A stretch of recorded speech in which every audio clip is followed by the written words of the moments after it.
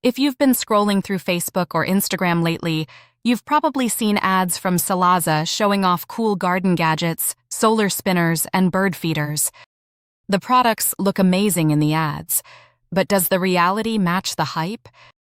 After looking into customer feedback, the answer is mostly no. Sylaza currently has a very poor reputation among buyers.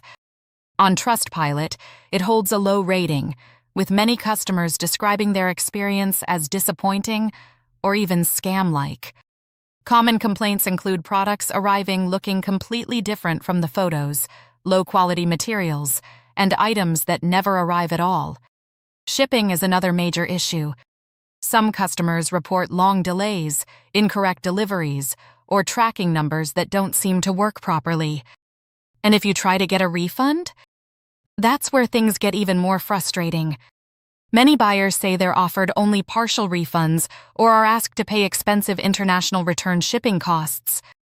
There have also been concerns raised about marketing claims, including questions around advertised discounts and Made in USA statements. So, is Sylaza worth your money in 2026? Based on the overwhelming customer feedback, I'd recommend skipping it and buying from a more established retailer instead.